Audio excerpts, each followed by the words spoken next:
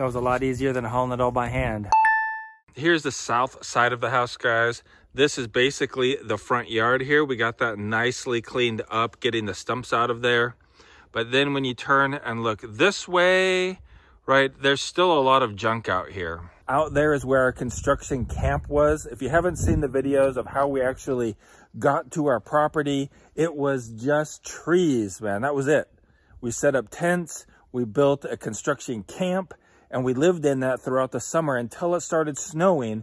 Then we moved into the cabin, right? And so we built this thing over last summer. And now we're coming into spring. We're in spring, but in North Idaho, it feels like we're coming into spring. And it's time to start getting some things cleaned up before we plant the garden. We still have at least 2 weeks, 3 weeks really, before we can even put anything in the ground in the garden here.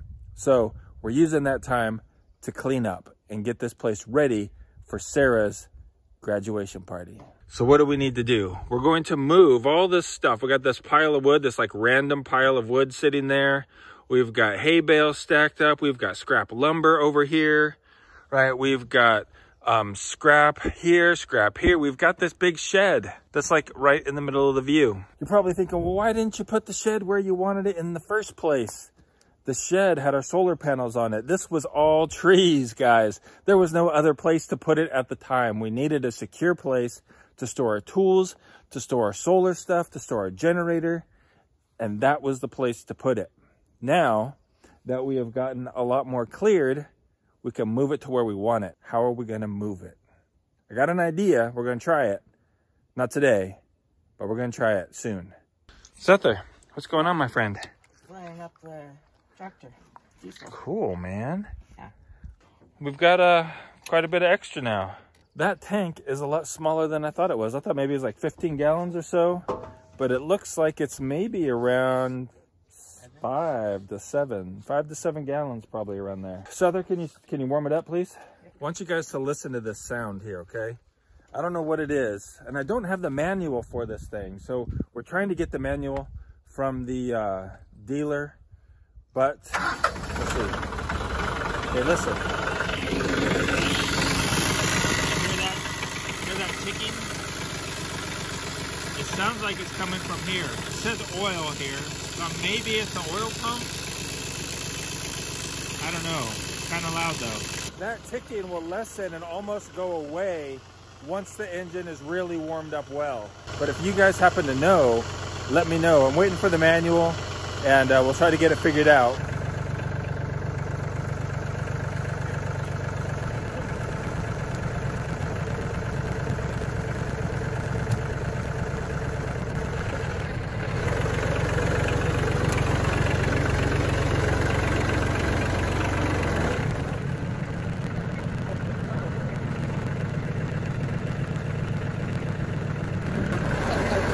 Start turning the other way, bud. What? Start turning the other way. That's what we're doing right now, moving that stack of wood. Seth's practicing his backup skills.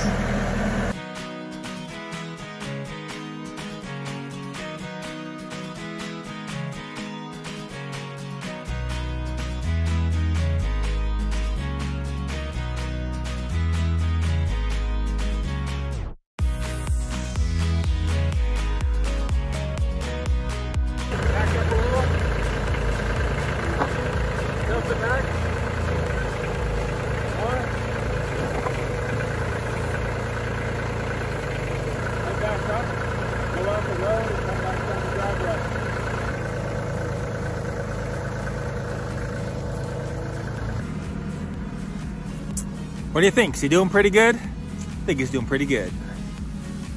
All this old wood right here came from my parents' deck when they rebuilt it.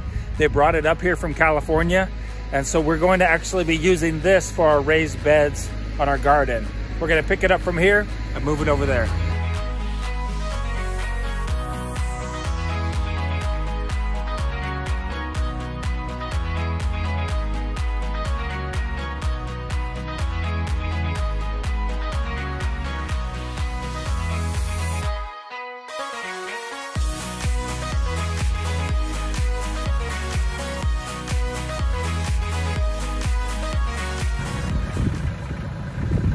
Putting it right there.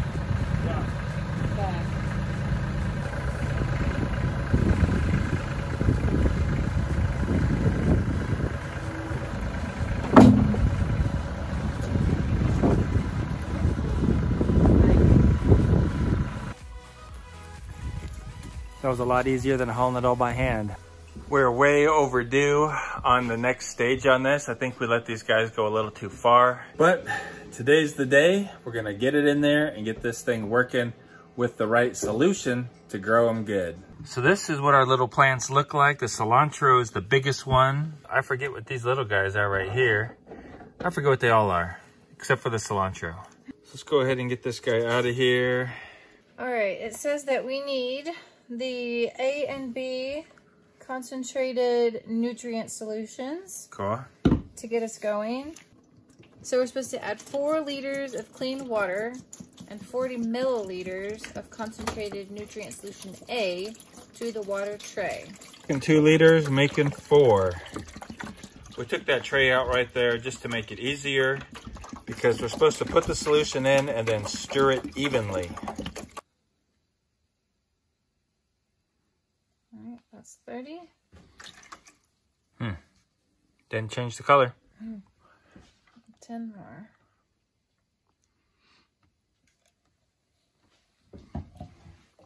Now we add 4 more liters of water and then solution B. Is that right, Jules? Yep, 40 milliliters of this solution, which is also called plant nutrient solution B. That's 30. Didn't do anything magical in there. And 10 more. You have to make sure that the water goes over these green things right here.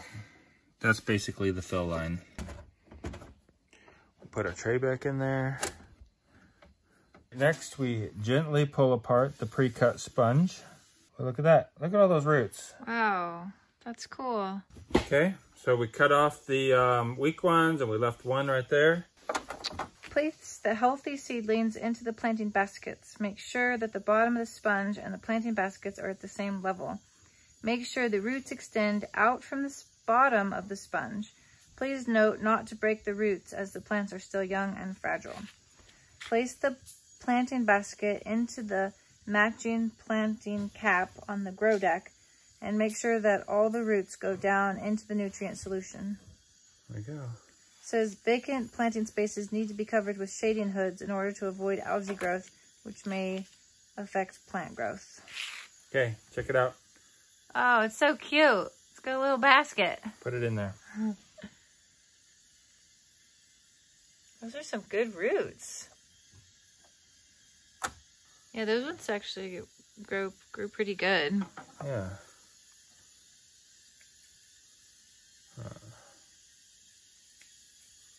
Okay. Don't know whose roots were whose, but take another one. Oh, I can smell the cilantro. Can you? Yeah. Microgreens. Cilantro microgreens. Pretty expensive. All right, there we go. The plants are in there and nutrient solutions all in there. We'll see how they do. It says to check the water level once a week. Add some if you need to with the nutrient solution mixture.